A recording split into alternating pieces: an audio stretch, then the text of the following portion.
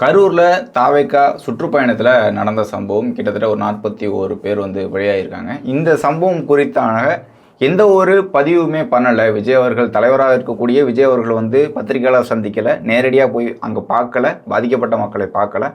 அதே போல் எந்த ஒரு வீடியோக்களும் வெளியிடலை அப்படிங்கிறது எதிர்க்கட்சிகள் வந்து தொடர்ந்து குற்றச்சாட்டுகள் வச்சுருந்தாங்க. இன்றைக்கு வீடியோ வெளியிட்டிருக்காரு, அதில் பேசியிருக்காரு. இந்த பேச்சு இந்த 2-3 நாட்களாக அவர் மீதான வைக்கப்பட்ட விமர்சனங்கள், தாவேக்கா மீது வைக்கப்பட்ட விமர்சனங்களுக்கெல்லாம் பதிலாக இருக்குன்னு நினைக்கிறீங்களா? அவர் பேசியதை குறித்து உங்களுடைய முதல் கருத்தை சொல்லுங்கள் சார். இல்லை, இன்னைக்கு தளபதி அவர்கள் பேசின பேச்சு பார்த்தீங்கன்னா, தலைவர் இந்த தாண்டி சக மனிதனாக பேசியிருக்காரு. அவர் ரொம்ப வலியை உள்வாங்கி 2 நாளாக அவர் எவ்வளோ மன வலி வேதனை இருந்திருப்பாரோ அதை உள்வாங்கி தான் இன்றைக்கி இந்த மக்களுக்காக பேசியிருக்காரு.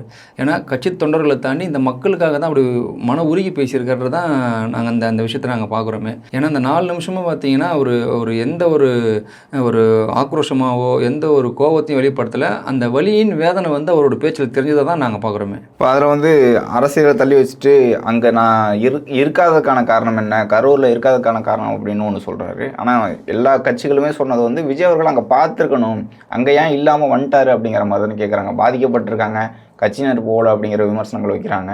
விஜய் அவர்களும் அங்கே இல்லாததுக்கான காரணம் என்னன்னு நினைக்கிறீங்க?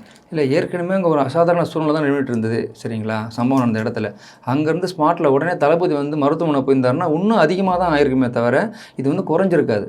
சரிங்களா, அதை வந்து தளபதி நினைக்கவே தான் வந்து அங்கேருந்து ஒரு உடனே கிளம்பி மன வலியோடு தான் போயிருப்பார்.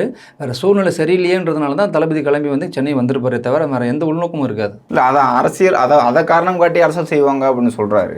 அப்படிப்பட்ட ஒரு சூழல் இருக்குமா? ஏன்னா எல்லா இடத்துலையுமே இதே மாதிரியான பதில்கள் சொல்லிக்கிட்டு இருக்க முடியுமா? இல்லை, அரசியல் பண்ணுறவங்க வந்து எல்லா விஷயத்தில் அரசியல் பண்ணிட்டு தான் இருப்பாங்களே. இதே தளபதி அங்கே போயிருந்தாருன்னா சொல்லியிருப்பாங்க, இந்த சமயத்தில் ஏன் அவர் இங்கே வந்தார், இங்கேயே வந்து அரசியல் ஆதாயம் தேராருன்ற மாதிரி பேசியிருப்பாங்க. சரிங்களா, அதனால் பேசுகிறவங்க பேசிட்டு தான் இருப்பாங்க. ஆனால் தளபதி பண்ணது வந்து சரியான முடிவு தான் அது. இப்போது கரூரில் மட்டும் நடக்குது அப்படிங்கிற மாதிரியான ஒரு பதில் சொல்கிறாரு. இது வந்து செந்தில் பாலாஜி அவர்களையோ திமுகவையோ இது குறிப்பிட்டு சொல்கிறாரு அப்படின்ட்டு சில பதிவுகள் பார்க்க முடியுது. இப்போ அந்த கரூரில் மட்டும் ஏன் நடக்குது அப்படின்னு ஏன் சொல்கிறாரு? இல்லை, ஏற்கனவே ஒரு 5 மாவட்டத்தில் வந்து இதே மக்கள் எழுச்சி இருந்தது. அங்கே வந்து எந்த ஒரு சம்பவம் நடக்கவே இல்லை. கரூரில் மெயினாக ஏன் நடந்ததுன்றது தான் அவருக்கே ஒரு புதிதாக இருந்திருக்கு. இதுலேயும் பார்த்தீங்கன்னா சம்பவம் நடந்த அடுத்த 2 நாளாக வந்து கரூர் மக்களே வந்து தொடர்ச்சியாக வந்து வீடியோவில் பேசிகிட்டே இருக்காங்களே. அதை தான் தளபதி வந்து கடவுள் மாதிரி அந்த மக்கள் வந்து இந்த விஷயத்தை வந்து பகிரும் போது எனக்கு கடவுள் ரூபமாக அவங்க சொல்கிறாங்களேன்றது வந்து தளபதி அதை பேசியிருக்காரு. ஏன்னா அதை தான் வந்து தமிழக மக்கள் அனைவரும் நம்புகிறாங்களே. இந்த நடந்த சம்பவத்தை வச்சு கரூரில் இங்கே நடந்ததை வந்து இந்த மாதிரி வீடியோஸ்லாம் வர்றது, அந்த மக்கள் பேசுகிறத வச்சு தான் இந்த என்ன நடந்துன்றது மக்கள் அனைவரும் தெரிஞ்சிருக்கு.